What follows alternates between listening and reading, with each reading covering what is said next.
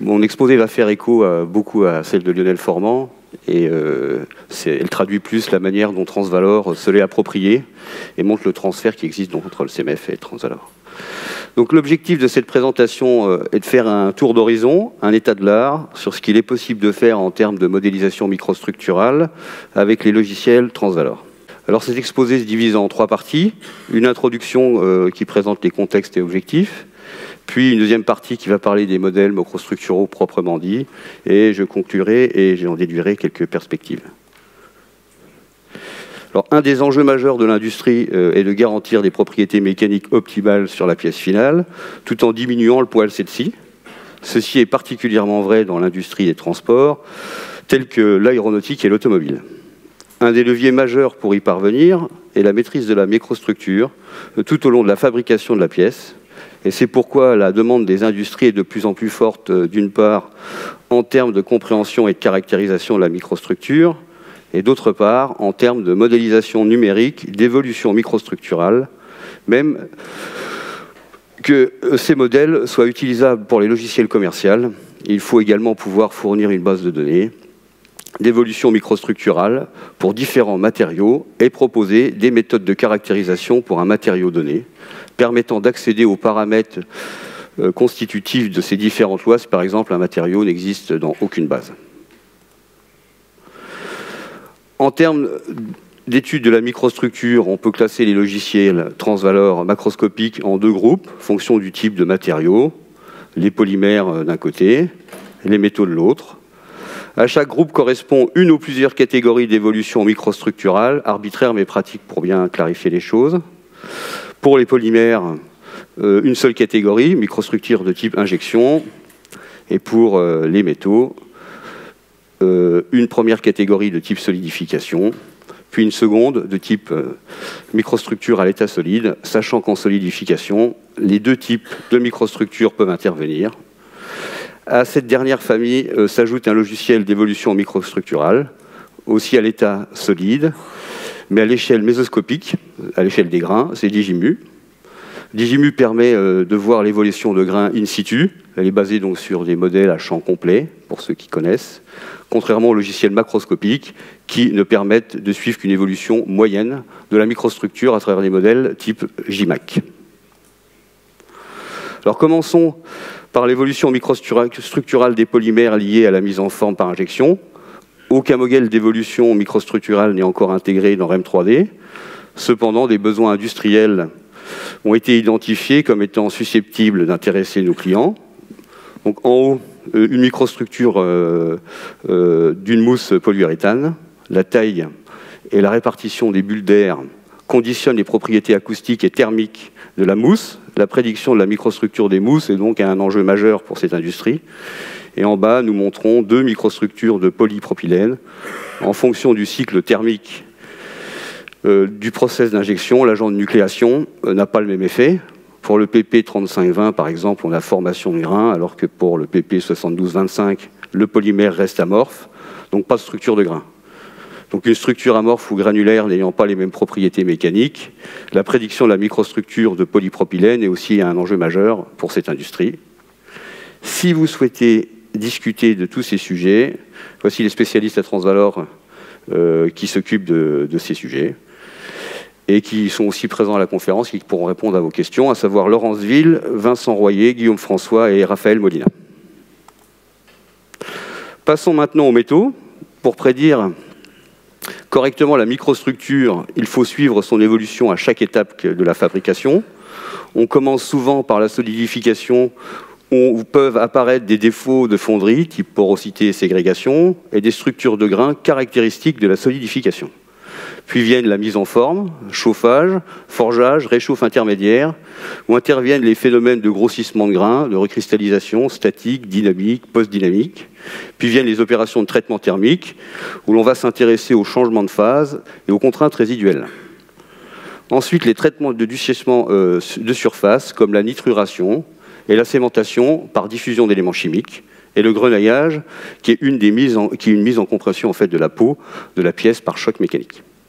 Donc la suite des logiciels proposés par Transvalor, Tercast, la suite Forge, Digimu, Colform, puis Transweld, constituent un ensemble cohérent de logiciels qui permettent de suivre l'évolution de la microstructure tout au long de la chaîne de fabrication. Nous commençons donc par la microstructure de solidification. Les grands principes du calcul de macroségrégation chimique et de transformation de phase sont les suivantes. On peut schématiser le solveur Tercast en 3 briques principales couplées entre elles: thermique, mécanique des fluides et transport d'espèces chimiques. À droite est présenté le résultat d'un calcul de solidification dirigé du bas vers le haut, comme le montre l'isotempérature, pour un alliage ternaire fer-carbone-chrome. On voit apparaître des veines ségrégées aussi bien en carbone qu'en chrome. Ces hétérogénéités de composition chimique à l'échelle de la pièce sont appelées aussi macroségrégation, ont un impact non négligeable, sur les propriétés mécaniques de la pièce finale. En combinant le résultat provenant de la macroségrégation avec les données tabulées donnant l'équilibre des phases en fonction de la composition moyenne locale et de la température, on peut prédire l'apparition de nouvelles phases.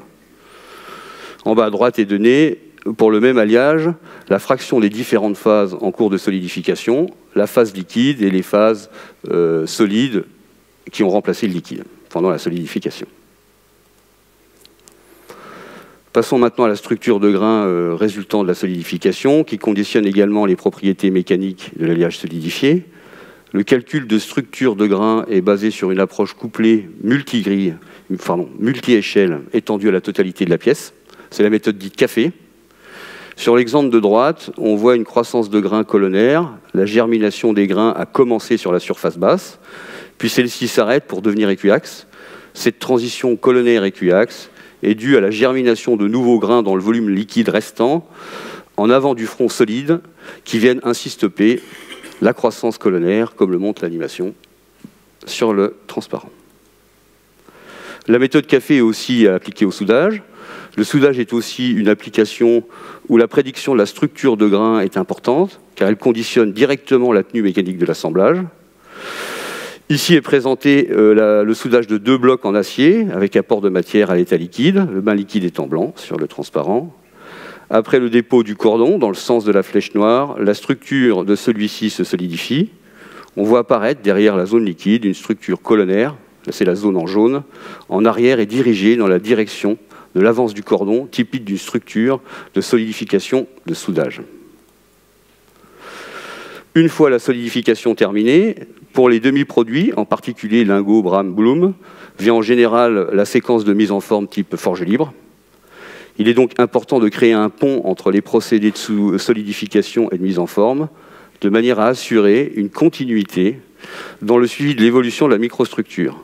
Ici sont présentés 2 exemples de transfert d'états microstructuraux après solidification.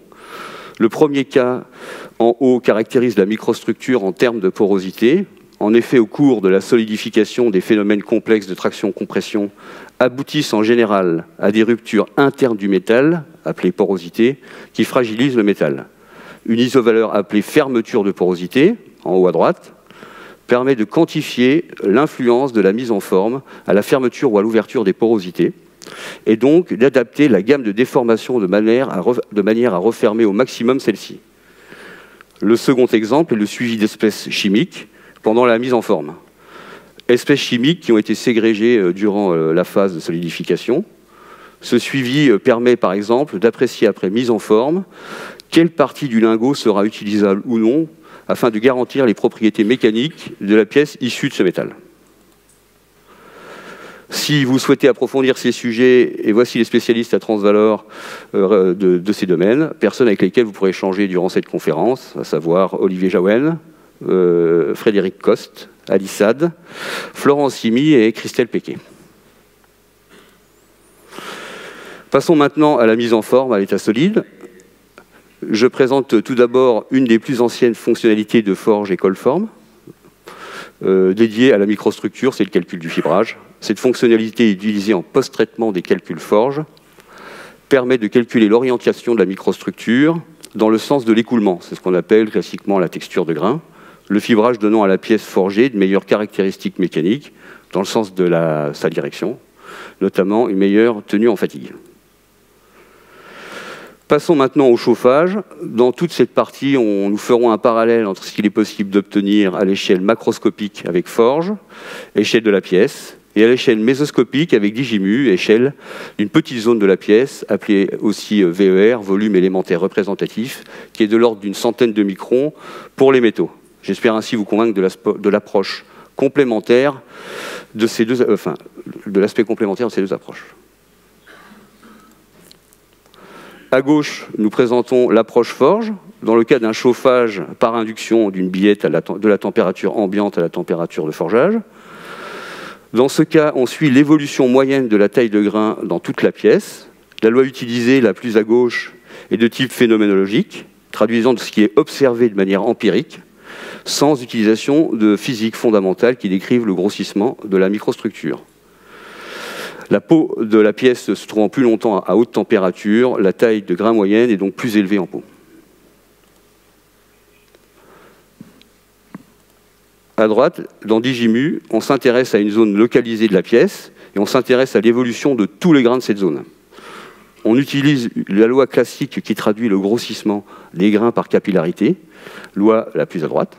Certains grains disparaissent au profit d'autres grains qui, au contraire, grossissent. Au final, on voit un grossissement global de la microstructure. Allons plus loin, sur la même configuration que précédemment, en ajoutant au métal de base des précipités. À gauche, l'approche forge oblige à modifier les paramètres de la loi de grossissement pour prendre en compte le ralentissement et le grossissement des grains liés à la présence de précipités. Alors qu'à droite, l'approche Digimu permet de prendre en compte une distribution de précipités dans la matrice sans toucher aux lois matériaux.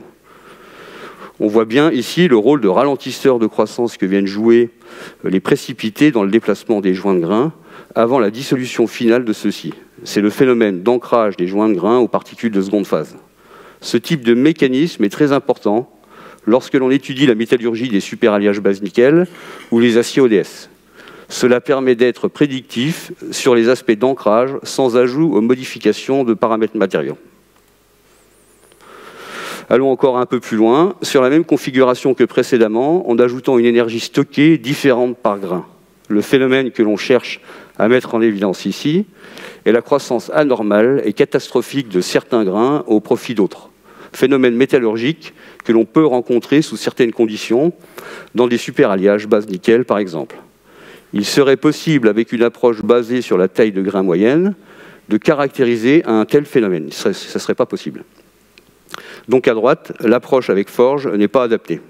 Par contre, pour prendre en compte un tel phénomène dans Digimu, il suffit d'ajouter à la vitesse de croissance du joint de grain un terme qui prend en compte la présence d'énergie stockée dans chacun des grains.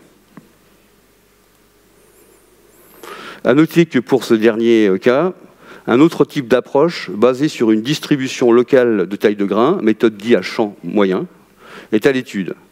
Pour l'instant sur d'autres problématiques, en particulier sur des phénomènes de recristallisation. Cet utilitaire fait actuellement l'objet d'une évaluation en partenariat avec l'ISI, le CMF et Transvalor. C'est une approche intermédiaire entre l'approche champ complet et champ moyen. Passons maintenant au phénomène de recristallisation. À noter que les deux cas forge Digimu n'ont rien en commun. Ils sont juste ici pour illustrer les principes d'évolution de la microstructure pendant les phases de déformation. Est présenté à gauche le forgeage d'un tripode, dont on suit l'évolution de la taille de grain moyenne sur deux étapes de la gamme de déformation. Au début, la taille est plus grossière et comprise entre 40 et 90 microns. À la fin de la seconde étape, en bas à gauche, la taille de grain s'est affinée. C'est dû à la recristallisation dynamique de la microstructure. L'affinage est cependant moins important dans certaines zones moins déformées, les zones en rouge, par exemple. À droite, on suit l'évolution d'un ensemble de grains sur une zone localisée. Le VER se déforme, on voit apparaître des germes aux joints de grain. C'est typique d'une germination en collier.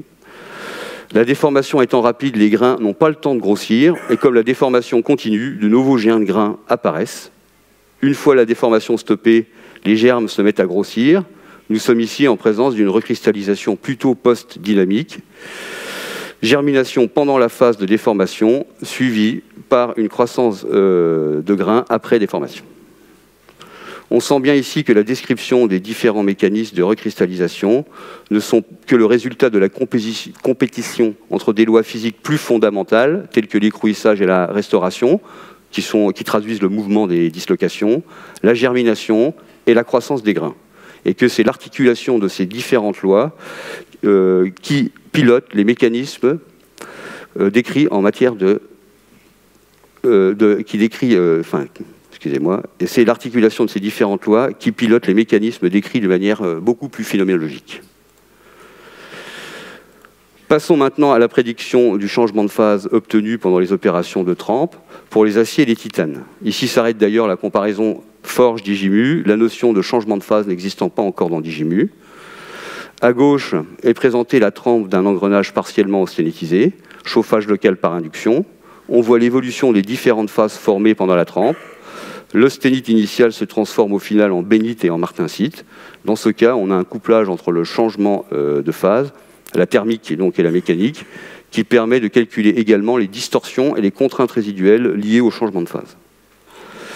À droite est illustrée la trempe à partir du domaine alpha plus bêta d'un disque de turbine, un disque en TA6V. On a initialement du bêta et du alpha primaire, la température de maintien avant trempe étant inférieure à la température du transus. Pour ce calcul, au cours du refroidissement, la phase bêta se transforme exclusivement en phase intergranulaire alpha GB WGB. Pour l'instant, le modèle d'ailleurs de changement de phase des titanes n'est pas couplé à la mécanique, c'est un modèle de post-traitement pur. Pour en finir avec les traitements thermiques, je parlerai du traitement thermique des alliages d'aluminium. C'est un travail en cours de développement.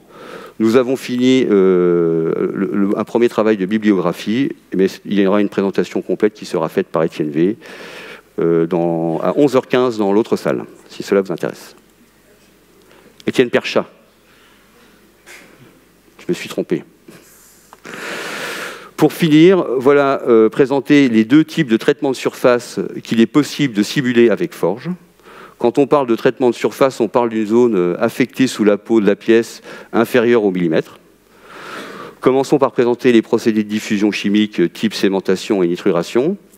À gauche est présenté un cas de nitruration d'un engrenage à dents droites, où l'on peut suivre simultanément l'évolution des concentrations en carbone et en azote tout au long de l'opération. Plus à droite, les deux graphes présentent le profil final en termes de répartition de carbone et d'azote, suivant l'épaisseur de la pièce. En termes de répartition et de phase et de précipité, suivant la même épaisseur, sur le graphique un peu plus bas. On remarque que l'enrichissement en azote à la surface a tendance à repousser le carbone plus à l'intérieur, existence d'un pic de la concentration en carbone sous la peau. Ce pic existe dans la réalité et est prédit par la simulation. Le niveau de la prédiction est excellent, même si certains ajustements, notamment sur les données matériaux, restent à faire. Est présenté à droite le grenaillage, procédé de mise en compression de la peau de forge par projection de billes à énergie contrôlée. Le grenaillage possible, pour l'instant, s'effectue sur une zone locale de la pièce. L'apport de la simulation forge dans ce domaine est l'obtention d'un profil de contrainte plus représentatif. Pourquoi ça me trouble? Parce que justement, on a une approche multi-impact. Cette approche multi-impact permet d'être beaucoup plus représentatif que l'approche mono-impact. Et c'est d'ailleurs ce que montre le graphique, où on voit en haut à droite des contraintes résiduelles en compression sous mono-impact courbe bleue et multi-impact courbe rouge. Et on voit aussi l'expérience et on voit bien qu'on arrive mieux à traduire le profil de contrainte réelle. Et ce profil de contrainte beaucoup plus représentatif ont pu être utilisés pour faire des tests de fatigue beaucoup plus, on va dire, valides. Et ça s'est fait dans le cadre du projet DeFi-Surf. En bas est présentée une image de la microstructure. On voit bien le fort gradient de microstructure existant dans la couche grenaillée, extrêmement déformée en zone 1, beaucoup moins déformée zone 3. Afin de comprendre l'établissement de ce gradient de microstructure, une approche d'IGMU pourrait être envisagée dans l'avenir. Question encore ouverte actuellement et en discussion avec le CMF. Si ces sujets vous intéressent, Voici les spécialistes de ces domaines à Transvalor, à savoir Patrice Lannes, Victor Roulet, Pascal de Micheli et moi-même. En conclusion, nous pouvons dire que beaucoup de modèles d'évolution microstructurale existent dans nos logiciels, que de plus en plus de clients utilisent nos solutions pour mieux maîtriser les propriétés mécaniques de leurs pièces. Et enfin, que nous pouvons dire qu'un des prochains défis à relever dans le domaine est l'obtention de données pour les différents modèles afin de rendre encore plus accessibles les fonctionnalités à tous nos clients. C'est pourquoi, en perspective, nous pensons dans le domaine de la microstructure à intensifier nos collaborations avec nos fournisseurs, de bases de données comme Santé Software avec GMAT Pro, de modèles comme le CMF dans le cadre des logiciels de Physalurgie, Digimu et Dynamics, développer d'autres partenariats avec Thermocalc et Total Materia, établir des protocoles expérimentaux clairs afin d'obtenir des données nécessaires aux modèles d'évolution microstructuraux, en particulier pour Digimu, et enfin continuer à améliorer et enrichir nos modèles de prédiction de la microstructure en s'intéressant aux opérations de revenus pour les aciers, par exemple, et extension au traitement thermique des superalliages. L'objectif principal dans le domaine de la microstructure étant que nos clients utilisent de plus en plus le calcul de la microstructure associé à leur simulation procédée. Merci de votre attention.